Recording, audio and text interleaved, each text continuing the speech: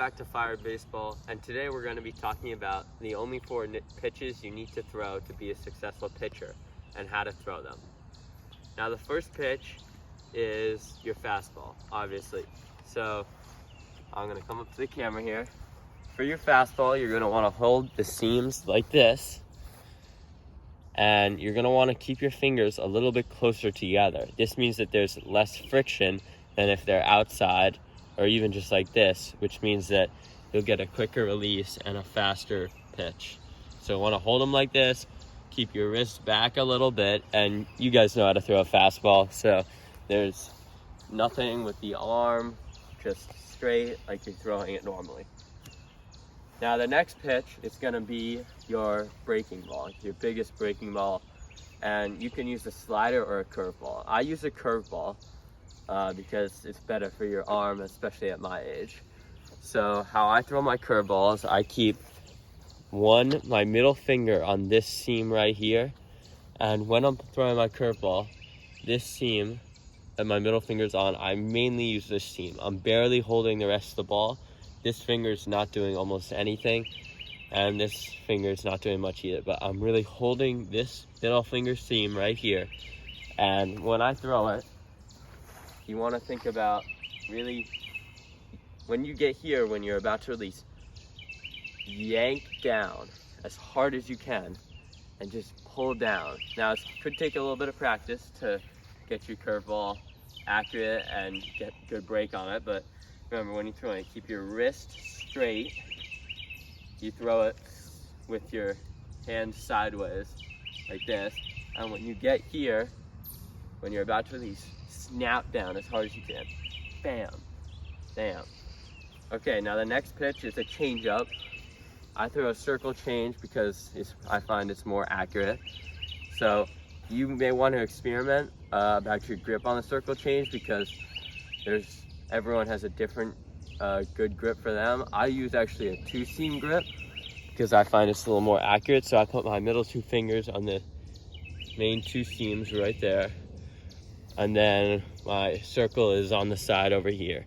And the circle is really just for a little extra spin at the end. You should not be having the circle on the laces too much. So when you throw it, you want to make sure that the wrist has to be outside of your hand. It cannot be straight or inside, or else it's going to have the wrong break to it, and it's going to break like inside or just have no control or no break.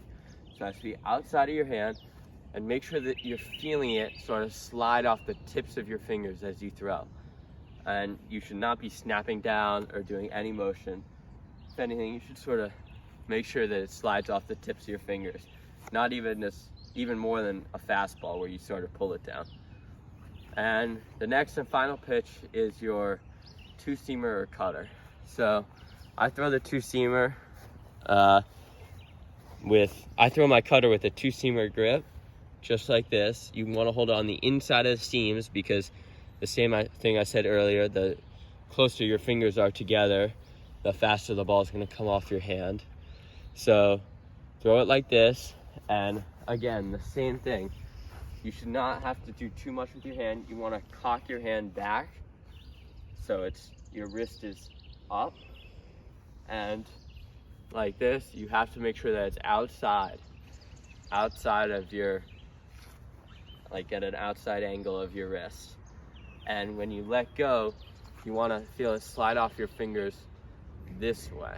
So now I'm going to show some clips of me throwing all the pitches just for you guys to see. Now guys, the four pitches we're going to be throwing today are the fastball, curveball, circle change, and cutter. The reason we throw the fastball is because it's a classic pitch that you can almost always locate, and it will give the batter the fastest that you can throw. The curveball is used to get the batter to whiff, and I use the curveball mostly for low and away pitches after I set up with the high fastball. So if you have one strike on a batter, you could throw a high fastball, and let's say it's a strike, then you throw the curveball down and away, or even just down. And what that does is it changes both the eye level and the speed, which is the two biggest factors that get batters to swing and miss. So if you can change the eye level and the speed, then you're almost definitely going to get a swing and a miss. So fastball up and curveball down is a great combination. Then for our pitch that moves to the left, inside to right to lefty batters, I throw the circle change, and that's great if you see a righty batter who is way up on the fastball, or for a lefty batter who cannot hit an inside pitch. You can throw that and it'll start inside and cut in on a lefty, and that's an easy swing and a miss. And then for the cutter, you need something that goes the other way, inside to a righty. And that's for if you see a righty who can't quite catch up to the fastball, you know if you throw an inside cutter, they're gonna swing and miss or hit a little bat breaking swinging bunt. That's an easy out. And those are the reasons behind these pitches that are gonna help you succeed if you learn to throw them correctly.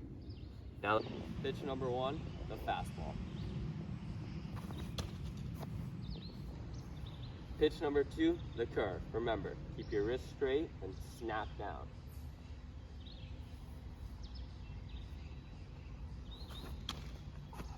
Pitch number 3, the circle change. Remember, let it slide off the tips of your fingers.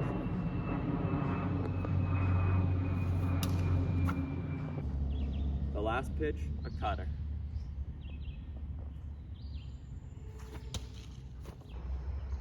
Okay guys, thanks for watching. Remember to like and subscribe and leave a comment if you want any other drills or reviews or anything.